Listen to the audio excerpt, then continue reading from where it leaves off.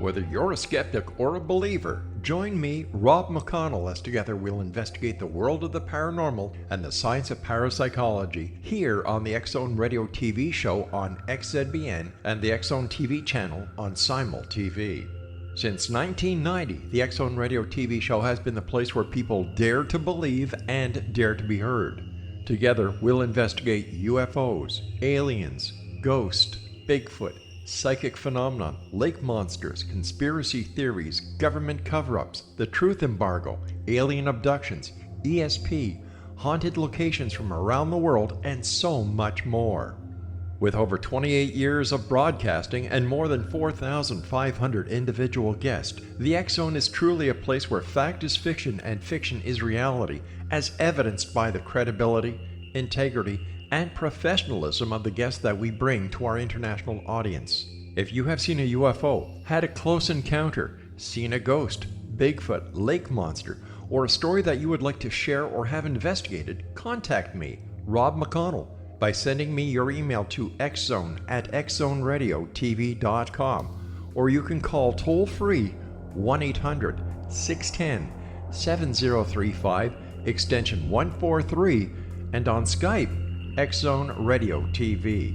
For more information on the X-Zone Radio TV show with yours truly, Rob McConnell, visit www.xzoneradiotv.com or www.xzonetvchannel.com or simultv.com and xzbn.net. Until next we meet here in the X-Zone from our broadcast center and studios in Hamilton, Ontario, Canada, always remember, X-Zone Nation, keep your eyes to the sky and your heart in the light.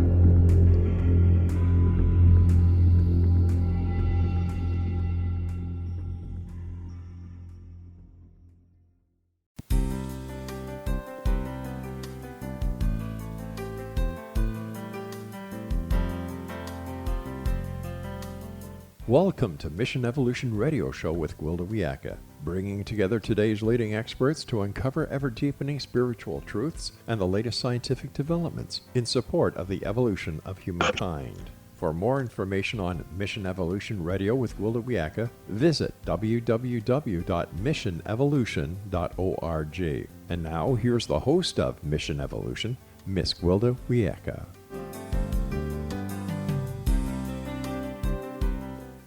Hello, dear friends. This is Mission Evolution Radio Show, where we share innovative thoughts with today's leading scientific and esoteric experts supporting the path to unity and enlightenment. I'm Gwilda Wiyaka. This hour we'll be exploring evolving into a unified world. As populations grow, war rages, cultures collide, and basic human rights fall by the wayside, it's difficult to ignore the fact that the old governing methods are not working. Most of us agree that if we're to evolve as individuals and as cultures, our governments need to evolve as well. What we don't agree upon is exactly how that will look. Many say governments have gotten too large and unwieldy, resulting in corruption, that we need to be ruled by smaller governing bodies. In the case of the United States, this would involve returning the majority of the power back to the individual states. Others say that we need overlording, agreed-upon rules which apply not only to individual countries, but to the world. Well, what are the pros and cons of these options? How can we resolve the monumental problems we face? How can we assure human rights without violating the rights of the individual? With us this hour to delve into this pressing issue is Dr. Glenn T. Martin, author of Global Democracy and Human Self-Transcendence, The Power of the Future for Planetary Transformation, and professor of philosophy at Radford University. He is the president of the World Constitution and Parliament Association, WCPA, a global organization that sponsors the Constitution for the Federation of Earth. His website, oneworldrenaissance.com. Dr. Martin, thanks for joining us on Mission Evolution. Thank you for having me. It's a pleasure to be here. What's your educational background? Well, I went to college in New York State during the 1960s when everything was very exciting, as you might know. Yes. Yeah, the Vietnam War was raging and so on. I finished at University of Buffalo and then moved to New York City, where I did a master's degree in philosophy at Hunter College, and then the PhD at the Graduate Center of the City University of New York. I majored in philosophy all the way through, so I got my PhD in philosophy there. So, you're president of the World Constitution and Parliament Association. Would you please tell our listeners what that is?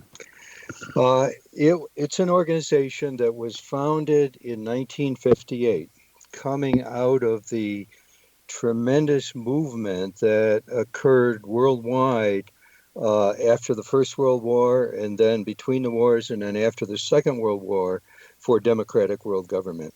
The people in that movement felt the world has almost destroyed itself with these terrible wars, tens of millions of people dying. And so there was this great impulse to try to solve the problem of militarized sovereign nation states.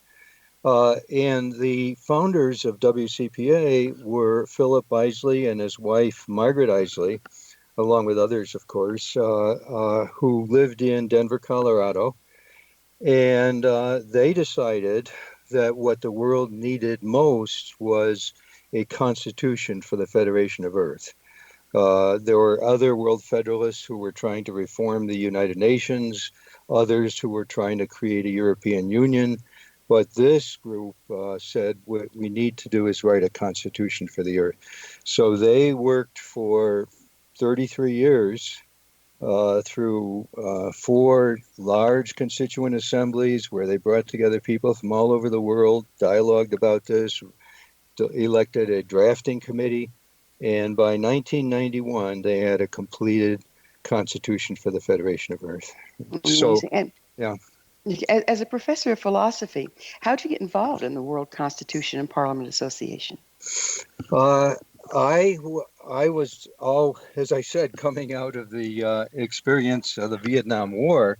When I was in college, I was a conscientious objector to war. And I just saw I had to make a choice because they wanted to draft me, and I decided I didn't believe in war. I thought there was something horrible about it, and so after I finished my graduate degrees, I was always active politically against war, since the United States is a sponsor of many of these in the world. And I joined 2 professional organizations, Concerned Philosophers for Peace and International Philosophers for Peace, both of which were concerned with this problem of war. Worked with them, and I realized also that the problems that we face as human beings, the problems of war, is also a problem of spirituality.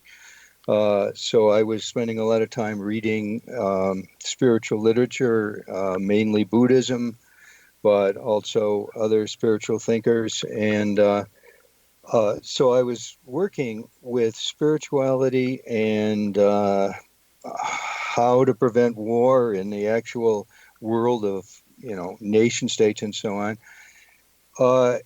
And it wasn't until 1995, when I'd been writing about this and working about it, that I discovered in this magazine that I subscribed to called In These Times, coming out of Chicago, there was a full-page ad for the WCPA, for the Earth Constitution. And it occurred to me, suddenly it dawned on me, this is what I've been missing all these years in trying to figure out peace. This is what we need as human beings. We need to unite together and move to a new level of existence with one another. I understand you've received several peace awards. Would you tell us about those? Well, I've traveled since 1995. I've been traveling extensively for the World Constitution and Parliament Association. The organization has chapters in a number of places, Africa and Asia and so on. And so very often I'll go to a big conference and they'll give me an award there of some sort. And I'm one of the main speakers and so on. And then in 2013, I was invited to submit my dossier to the GUSI International Peace Prize Awards that takes place annually in the Philippines, which is probably the most prominent of these awards. And I did so, and they came back and they said they have awarded me this award that I have to be present for in the Philippines in 2013 for creating the philosophy of human liberation. That's what they called it. And I like that very much because that's what my concern all along has been, is the philosophy of human liberation. So what is the philosophy of human liberation? Well, I think it's, and I think this is very important, Wilda, that we human beings have to join together two traditions or two separate components of our civilization that are often separated. There are those people who work on social political change. They're often called social activists, concerned with government and war and all these issues. And then there are those people who are concerned with spirituality, with meditation. They understand that we need inner transformation. And so I've met many of these people, some of them Buddhists and so on, in various places in the world. The philosophy of human liberation joins these two together.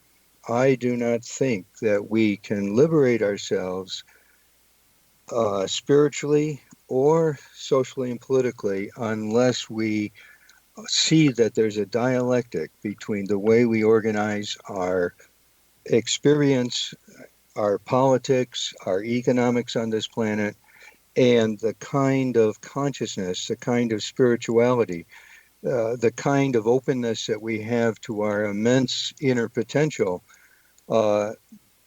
unless we join together so that the two dialectically reinforce one another and make and open up possibilities for one another, I don't think we have much of a future.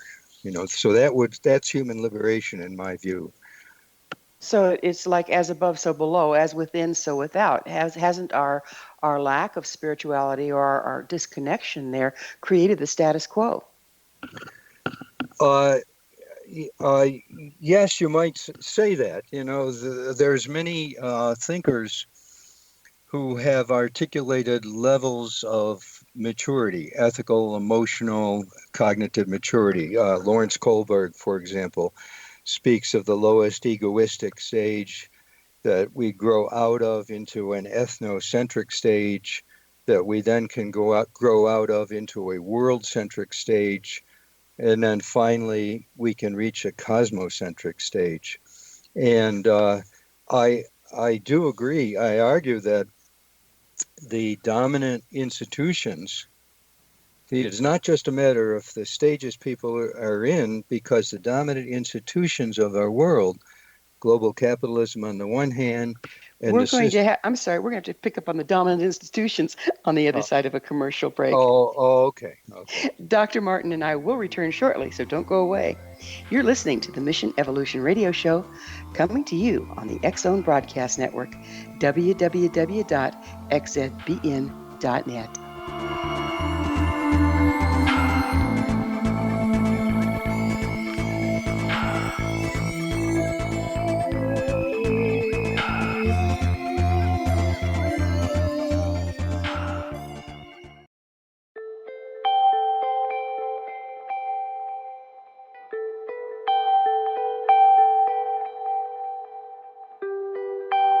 It's hard to listen to the news without realizing we're living in volatile, unprecedented times. Yet never has there been such an opportunity to transform the human condition. As old structures fail, where can we find the guidance to co-create a better way? Find Your Path Home is an ever-evolving, leading-edge information, education, and healing resource center designed to support and guide you on your path to unity and enlightenment. Based on sound principles employed by shaman worldwide, we provide techniques that can support you through the current transitions, offering online shamanic classes, international long-distance shamanic healing sessions, complimentary Mission Evolution radio episodes and Stairway to Heaven TV vignettes, seminars, retreats, and much more. All of this can be found on findyourpathhome.com. So I was watching the X Zone TV channel last night when I was abducted by aliens, and they kept repeating to me over and over again, simultv.com, simultv.com. What's simultv.com? That's what I asked them. They had it written on the side of their UFO. How do you spell that? UFO. No, I mean simultv.com. simultv.com. simultv.com. Right. simultv.com. Interesting that you were abducted by aliens in a simultv.com UFO last night. Oh, yeah? Yeah. Now that you mention it, I remember now last night I was awakened from a deep sleep. My great-grandmother was standing there. She said she'd come from the hereafter to tell me about simultv.com. She even spelled it out for me. simultv.com, sonny boy. simultv.com. simultv.com, sonny boy. Wow. Yeah. Guys, you'll never guess what my psychic guru just told me. simultv.com. Exactly. Are you guys psychic too? Of course. We all know about simultv.com. simultv.com.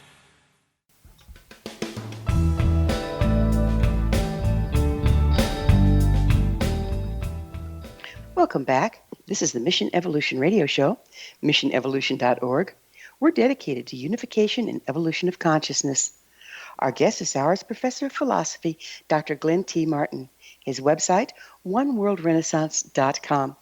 Dr. Martin, we were getting into some really interesting stuff, and I kind of like to review it a little bit because I think this is so hugely important. You were talking about the low ego states, or the evolution, basically, of our orientation, whether it's totally self-absorbed up to being, globally conscious and beyond. How can we start climbing that ladder of evolution if so much of our population is striving to eat? Well, that's a good question. I don't think the people that are in a situation of desperation and striving to eat are in much of a position to do that. You may know Abraham Maslow, the famous psychologist, said there's a number of stages that we have to satisfy. The first of them being our physiological needs before we can even begin thinking about human self-actualization, the higher levels.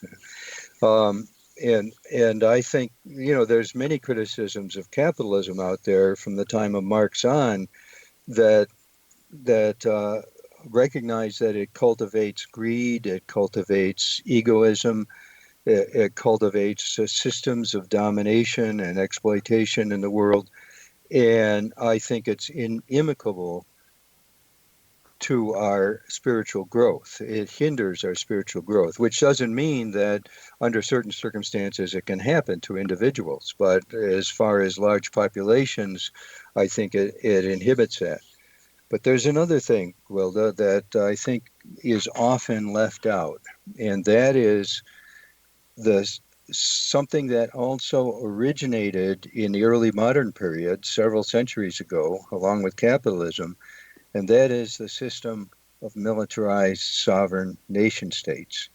The scholars often say it's the year 1648 at the Peace of Westphalia that took place at the end of the 30 Years' War, when they first articulated this system, and it has since grown to encompass the entire world. So we live in a world that defines itself as a collection of some 193 sovereign nation states, each one with a right to militarize itself, defend itself, and so on.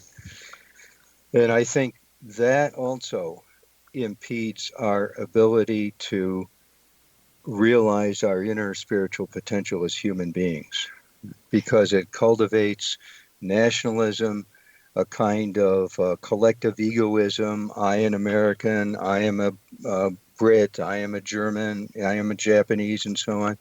It doesn't allow us to actualize that which is universal. And what is universal goes beyond my property, which capitalism is focused on, and my nation, which these nations are focused on. It is our universal human potential, that's there within us all. You know, it's easy for us who have full bellies and a house or whatever Right. to look at these things, and the people that are scratching around, cutting down trees, trying to feed their family on what little land is left, have trouble seeing the big picture, and that's kind of where this discussion started. How can we transcend that? How, I mean, I know we have all this is mine and I have mine and you can do without kind of attitude in a lot of the countries. How can we transcend that? Well, I just published an article on the question, what is socialism? And in that article, I argue that socialism is not a certain kind of social political arrangement. I argue that it is the original moral impulse that comes out of the great religions of the world, and has been articulated by thinkers ever since, uh, to live in a world in which everybody has equality and dignity and security, and a world in which economics and politics are organized to make that happen.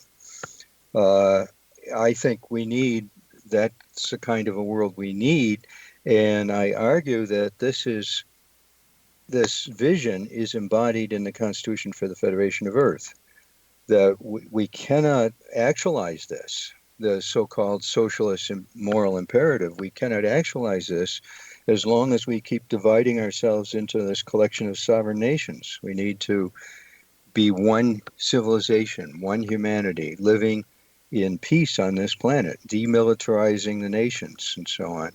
And this will, some of our members in WCPA, we have many thoughtful members who try to contribute to these ideas, and some of them have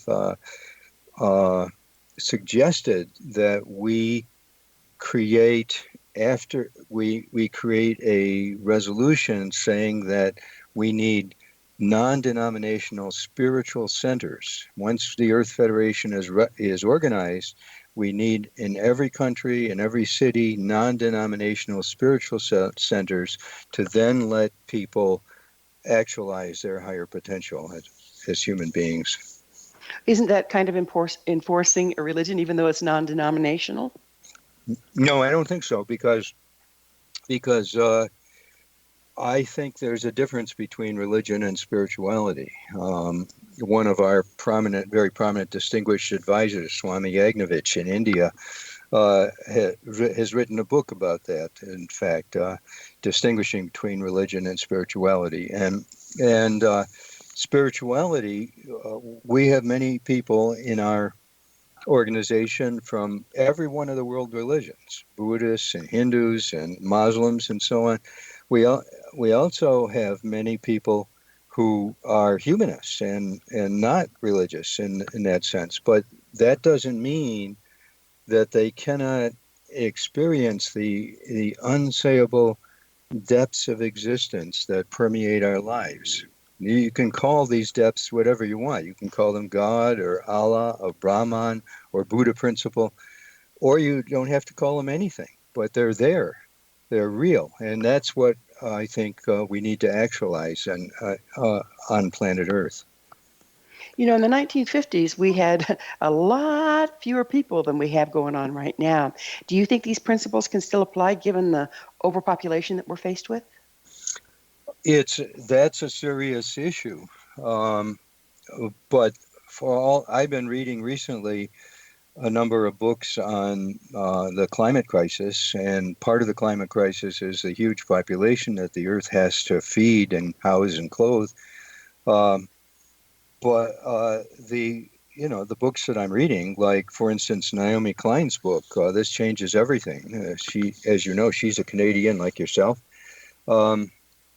This changes everything for her means that we have to change the entire way we're doing things. We have to find ways to supply food, clothing, and shelter for this immense population.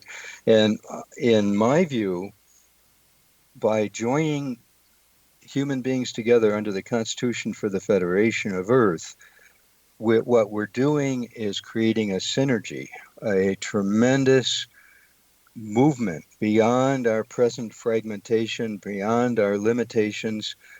We're creating a whole new level of human consciousness and endeavor, which will from there be able to solve these most fundamental problems. From our present level, we cannot solve them, because everything is piecemeal. If the UN does something on population, the United States opposes it. It says you can't distribute birth control information or whatever, right?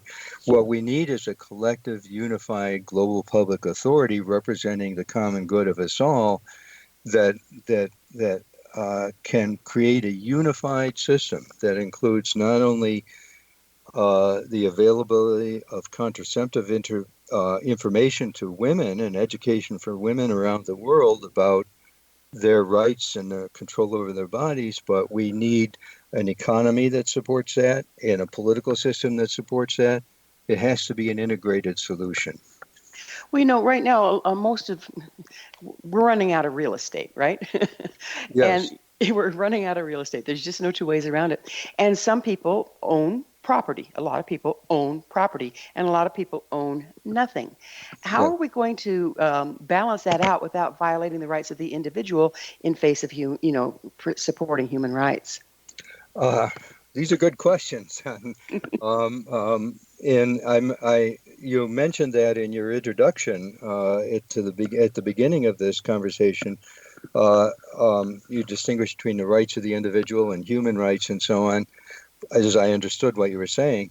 But I don't think those two things are different, right? I think that there's no rights of the individual as opposed to human rights, that all rights belong to all of us, right?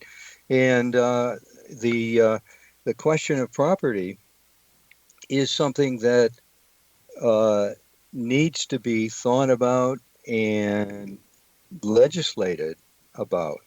Right? Property is something that's defined by legislation. Right? The right to unlimited accumulation of property is what now defines most of the world. I think it could be defined differently, and it could be defined in terms, for example, of personal property and even quite large amounts of personal property. And then anything beyond that could be defined differently. And I think that unless we do that, we're not going to really have a future on this planet, because right now, as you know, with this philosophy of property as unlimited, accumulation is unlimited, we have 1% of the world's population owning 50 or 60% of the wealth. And it's a huge problem, and we're going to look into it on the other side of yet another commercial break. It is time for that short pause. Dr. Martin and I will return to our discussion on the other side of this break. So you stay right there. This is Mission Evolution Radio Show. We're coming to you on the X-Zone Broadcast Network, www.xzbn.net.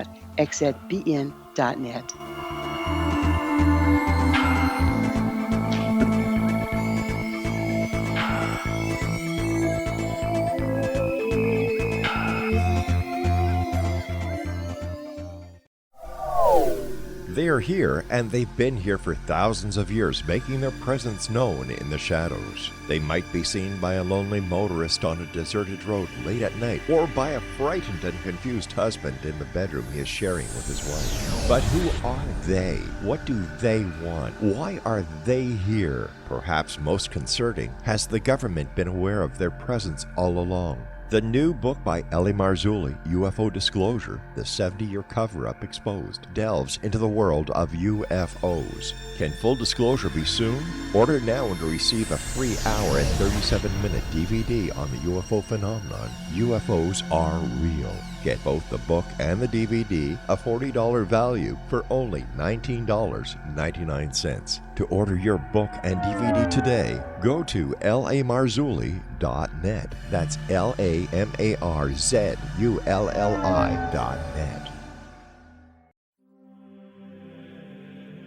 Rob McConnell here, presenting an overview for Nicholas Paul Jennings, author of a fascinating book, Amen. It presents facts revealed by Egyptologists, facts that enable us to understand why Amen is the beginning of creation of God.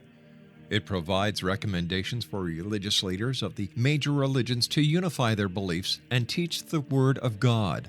love one another. Amen informs people how mankind conceived God. It was the Egyptians that developed the concepts of a soul, a hereafter, and Son of God. And finally, after the worship of many gods, they conceived the belief in one universal God, the maker of all there is. For more information, visit www.futureofgodamen.com. That's www.futureofgodamen.com. You have heard of the X Zone? Now watch it on Simul TV, plus 500 video games, live TV channels, free video on demand, worldwide, and more. Does this sound like tomorrow's television? Well, it is, but you can have it today, right now. It is Simul TV. Simul TV offers what the others only wish they could provide. 15 exclusive channels like X Zone, sci-fi, and horror. We are worldwide. No other provider offers that. 500 built-in video games. No need to have an extra expensive system. We have them included. Free video on demand. Live streaming events from around the world. Interactive online network, and much more. Tomorrow's TV today. Simul TV. Sound too good to be true? Well, it's not. You can have Simul TV today. Sign up at simultv.com. Do it today.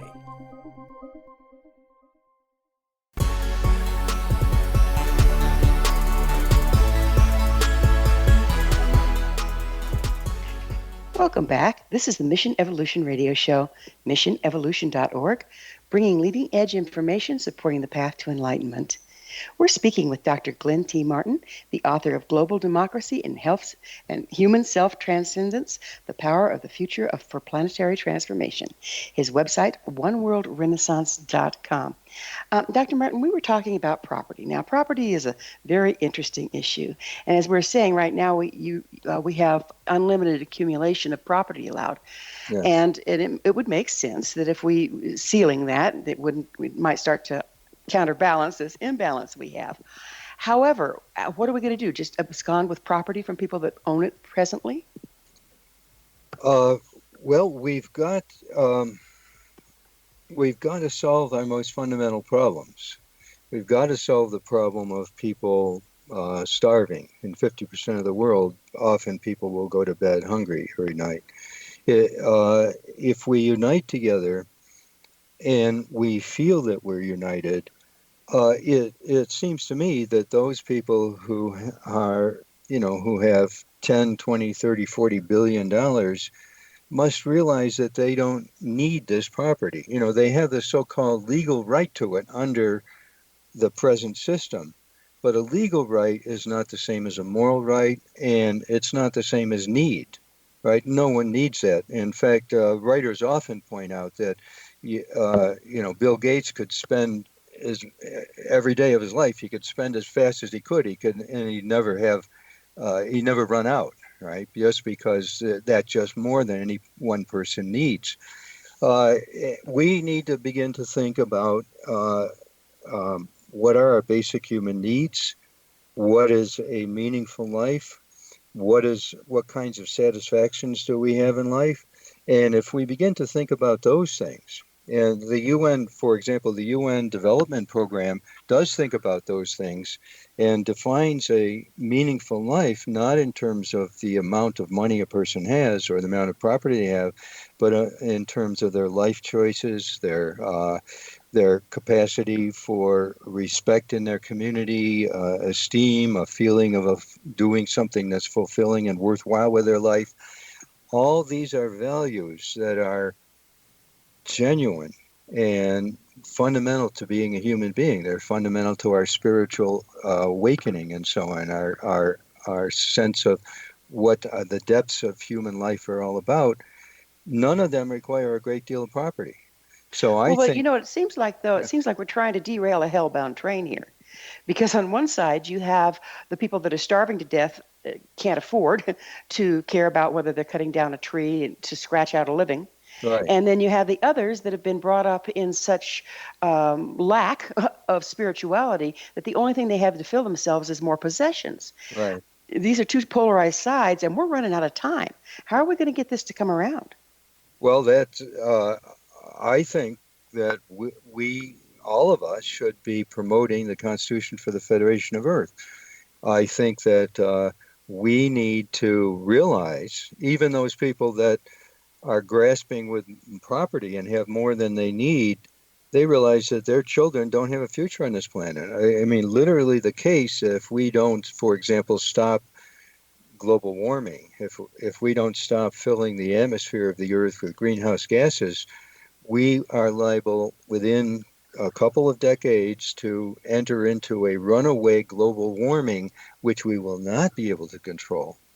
And by the end of the century, some scientists are saying the planet will be uninhabitable for higher forms of life. I think people are capable of realizing this. Even rich people are capable of realizing this, that unless we do something fundamental to really change the tragic trajectory of history as it now exists, with nuclear weapons and warring nation states and runaway global warming, unless we change fundamentally, we don't have a future. No one has a future. Yeah, it sounds like both sides are pretty doggone short-sighted, right? It does sound like Yeah. that. Can you tell us a little more about what exactly is in the Constitution for the Federation of Earth? Yes, I think it's a brilliant document. I've studied philosophy of law and studied different constitutions, and there's nothing, of course, that's perfect anywhere in human world. And if I were to write it myself, I might change this or that. But what we need is something that's serviceable, that really works. And I think this is a brilliant document for that purpose. What it does is create a world parliament, a democratic world parliament made of three houses: a House of Peoples, a House of Nations, and a House of Counselors. The House of Peoples, it will be elected from 1,000 electoral districts around the world, roughly equal in population. And so the House of People will have 1,000 people in it, um, representing every single location on the earth, on the planet.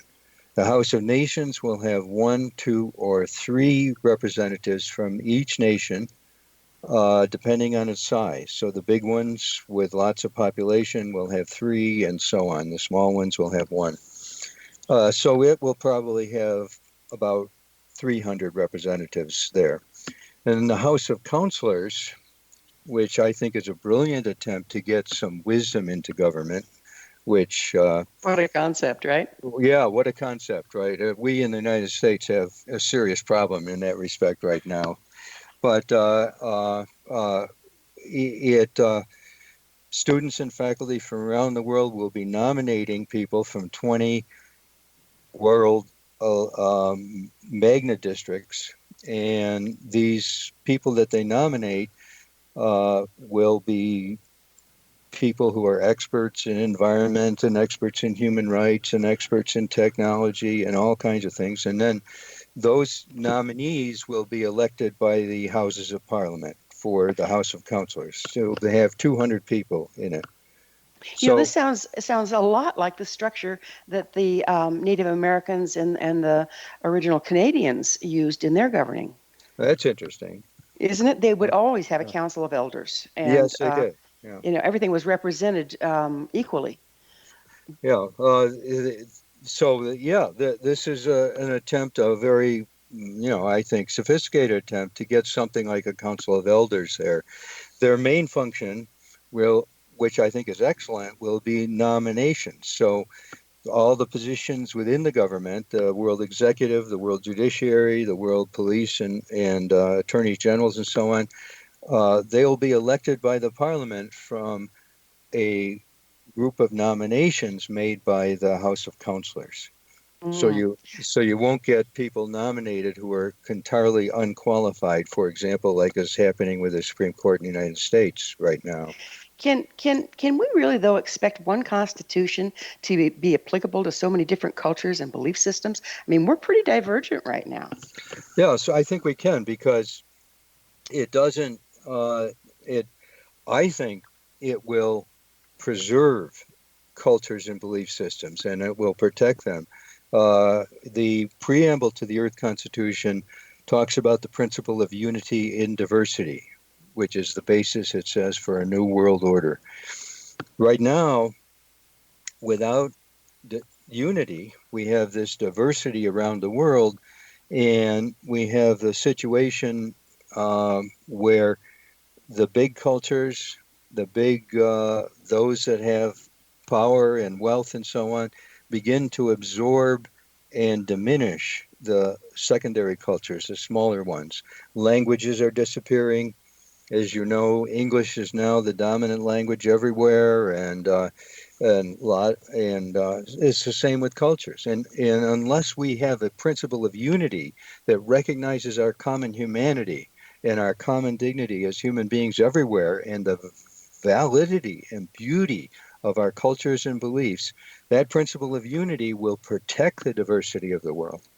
Right? By joining together, we simultaneously protect our diversity under the Earth Constitution. So that's kind of like the human body. If we didn't have diversity, we wouldn't have life. That's exactly right. Yes. Yeah. Okay, that's very interesting. You've traveled to many countries in your role as president of the WCPA. How do people in other countries react to your message?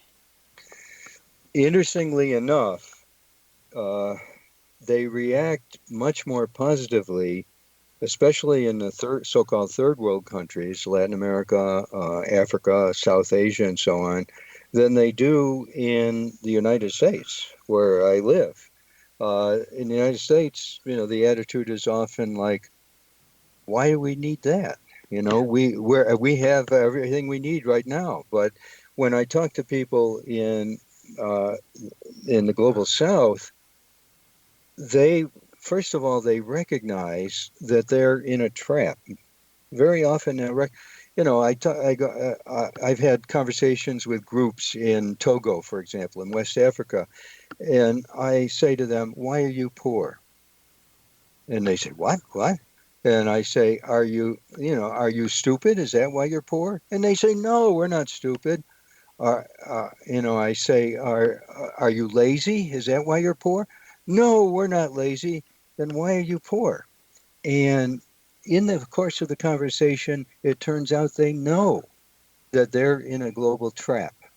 They know that their country, because of the global economic system, where their country is forced to export cotton and so on, and they cannot import technology, and they don't have the facilities for education, and they have immense international debt to pay back to the IMF and the World Bank. They know that they can't get out of it, right? And so when I present to them the Earth Constitution, which is a document that ends all of that system of exploitation Well, and we're going to have domination. to pick up on this on the other side of a commercial break. Dr. Martin and I will be back shortly, so don't leave us now. This is the Mission Evolution Radio Show on the X-Zone Broadcast Network, www.xzbn.net.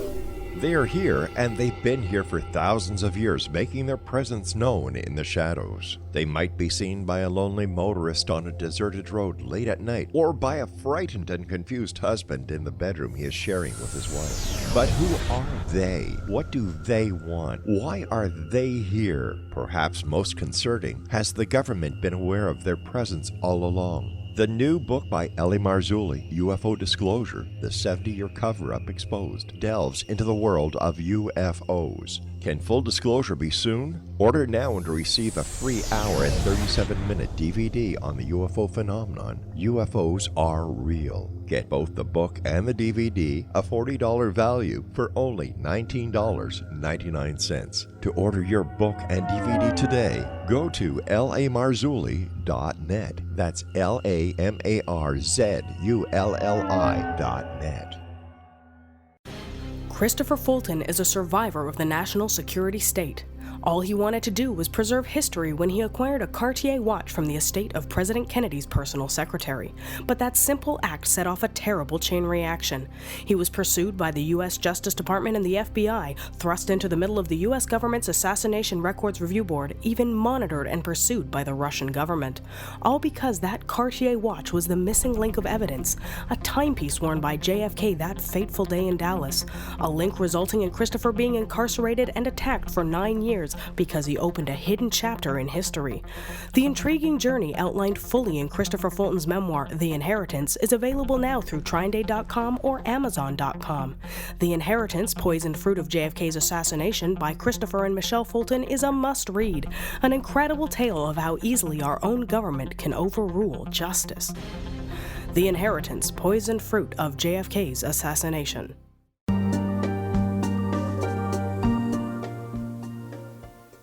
Welcome back. This is Mission Evolution Radio Show, bringing together gifted people of service to the world. To suggest a topic or guest, email us at info@missionevolution.org. We're speaking with Dr. Glenn T. Martin, his website, oneworldrenaissance.com. Dr. Martin, we were talking about the One World Constitution and democracy. Why did you guys choose, or why did the original founders here choose democracy? There's a lot of different other forms out there. Why democracy? Well, democracy, I just finished teaching a course in democracy at my university here. And there are many thinkers, including myself, that believe that democracy is the form that arises from our basic human nature and potential. John Dewey, for example, the American philosopher, thought that democracy is not just a political system, it's a way of life dedicated to the actualization of our human potential. And I think that's the case. You know, the UN Declaration of Human Rights, I think also agrees with that. Which came out in 1948, and it states that everyone has the right to, all these rights, peace, security of person, and so on. And it says everyone has a right to participate politically in their country, and everyone has a right to speak the freedom of speech and freedom of religion. All these things are aspects of democracy. Democracy is the actualization of our common humanity. Well, in one sense, we're talking democracy, but if we're talking about taking land away from people that have more than their share, if you will, isn't that more socialistic? Democracy and socialism, I think, are identical. I think that I was saying earlier, Gwilda, that socialism is, I think I can demonstrate, if I had time enough, socialism is something that is the principle, our universal moral principles applied to economics and politics and human culture in general. Socialism is the actualization of those moral principles. We need moral economics that is good for everybody, and moral. And that same equality and dignity that is there behind, at the essence of socialism, is exactly what's there in the essence of democracy. So how does the democracy you're recommending differ from the one practiced in the United States, where many of our people don't even bother to vote? Well, I don't. One of the problems that thinkers about democracy have pointed out repeatedly is that under the capitalist system, those nations that claim they're democracies are really oligarchies, right? Inevitably, if you have an economic system in which a few people, 10% of the population, have immense wealth, and the vast majority have almost no wealth, naturally, those with immense wealth will use their wealth to colonize the political system and get their interests run by the Parliament or the Congress, and not the interests of everybody. And there we go. Yeah. And there we go. Okay, so let's change gears just a little bit. What is human self-transcendence? It's the actualization of our immense potential as human beings. And one of the things that science has shown conclusively ever since Einstein's theory of relativity came out in 1905, and this has been repeatedly shown ever since that time, that our universe is one reality, one unified, interrelated reality. It is not made up of as separable atoms.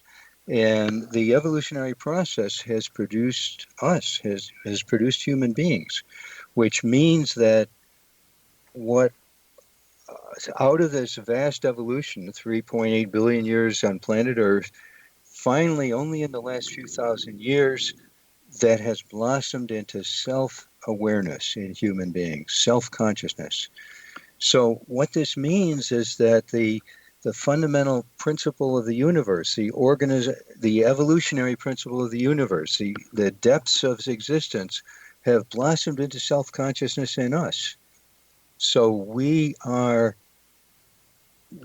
I think, self-transcendence has to do with actualizing that, realizing that, becoming fully aware of that something special is happening in us, and it's there in the depths of our being and ourselves and our consciousness, and we need to actualize what that is.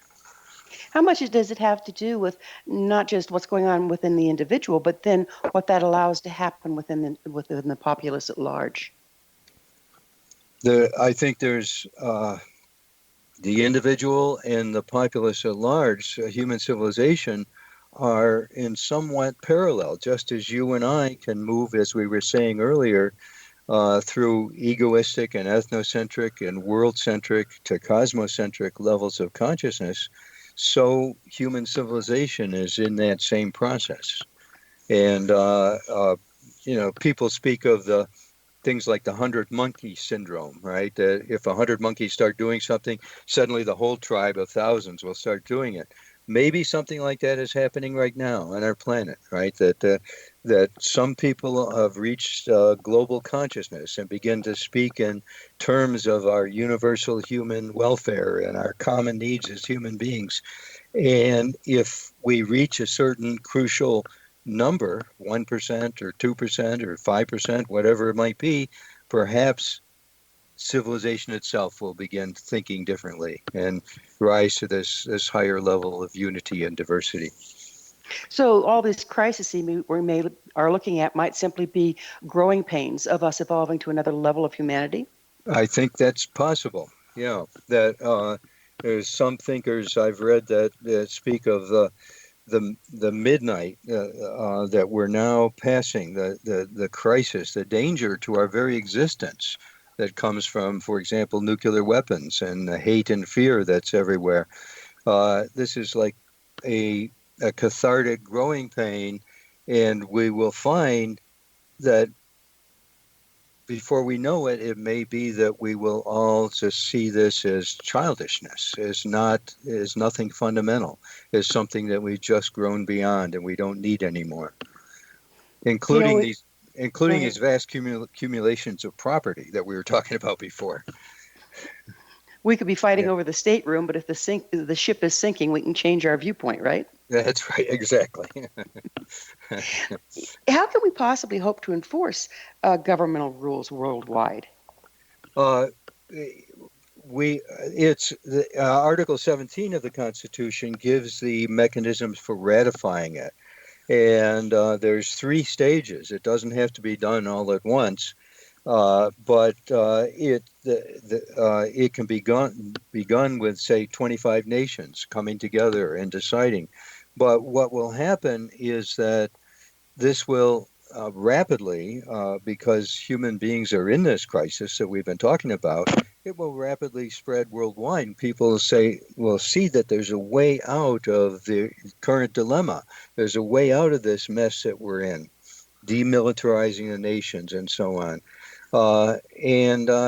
Once that happens, and once we have a world parliament, it will not be difficult to enforce because nations will no longer be these sovereign militarized entities that world law is law over individuals, just like in the United States. I live here in Radford, Virginia. We have a government. It has no problem with the fact that there's a higher government, which is the state of Virginia. And the state of Virginia has no problem with the fact that there's a higher government, the federal government in Washington, D.C., right? So all we're doing is something that will be no problem. We'll have a world government, and government at each level will have jurisdiction over its internal affairs, but it's that world government which will change the equation entirely, because it will be concerned with universal problems that are beyond the scope of all nations now, right? Well, we have about 1 minute left, Glenn. What would you like to leave the listeners with? Just what I think I was saying, Gwilda, that once we move to that higher level, the common good of humanity will be the province of that world government. The common good, that no government can deal with that now. We need to protect the global environment. We need to deal with economic problems globally. We need human rights protected globally. We need the environment protected globally. And that's the fundamental reason why we need to move to unity and diversity of the entire planet. And where can people find out more about you? www.earth-constitution.org is our main website. Well, it's a beautiful vision, and I can't thank you enough for being so active in what you're doing. It's wonderful to feel that there might be some changes coming, and that there are some provisions to provide those changes. Well, thank you. I appreciate talking with you. It's been very, very enjoyable. As always, though, time has flown, and now we're out of it. Glenn, thank you so much for coming on the show. Okay, my pleasure. Our guest this hour has been Dr. Glenn T. Martin, professor of philosophy and the author of Global Democracy and Human Self-Transcendence, The Power of the Future for Planetary Transformation. His website, oneworldrenaissance.com. For amazing past episode collection, you can visit our website, www.missionevolution.org. This has been Mission Evolution Radio Show with Gwilda Wiyaka on the X-Zone Broadcast Network, www.xzbn.net. Join us next time as this mission continues, bringing information, resources, and support to our evolving world.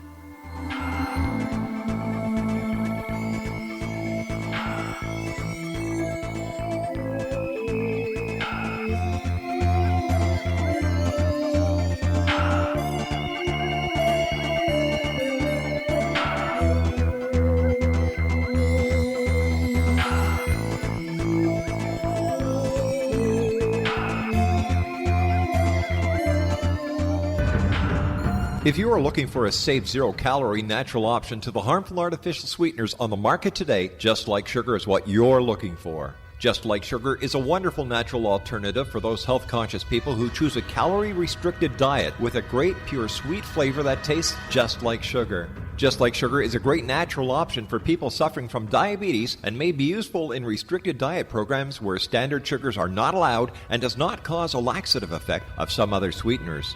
Just Like Sugar comprises a perfect blend of chicory root fiber, natural calcium, natural vitamin C, and Just Like Sugar's sweetness comes from the natural flavors from the peel of the orange.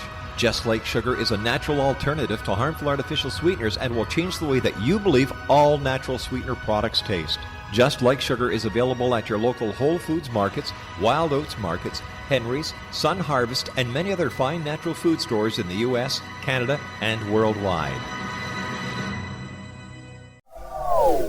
They are here, and they've been here for thousands of years, making their presence known in the shadows. They might be seen by a lonely motorist on a deserted road late at night, or by a frightened and confused husband in the bedroom he is sharing with his wife. But who are they? What do they want? Why are they here? Perhaps most concerning, has the government been aware of their presence all along? The new book by Ellie Marzulli, UFO Disclosure, the 70-year cover-up exposed, delves into the world of UFOs. Can full disclosure be soon? Order now and receive a free hour and 37-minute DVD on the UFO phenomenon. UFOs are real. Get both the book and the DVD, a $40 value, for only $19.99. To order your book and DVD today, go to lamarzulli.net. That's LAMARZULLI.net. You have heard of the X Zone? Now watch it on Simul TV, plus 500 video games, live TV channels, free video on demand, worldwide, and more. Does this sound like tomorrow's television? Well, it is, but you can have it today, right now. It is Simul TV. Simul TV offers what the others only wish they could provide. 15 exclusive channels like X Zone, sci-fi, and horror. We are worldwide. No other provider offers that. 500 built-in video games. No need to have an extra expensive system. We have them included. Free video on demand. Live streaming events from around the world. Interactive online network, and much more. Tomorrow's TV today. Simul TV. Sound too good to be true? Well, it's not. You can have Simul TV today. Sign up at simultv.com. Do it today.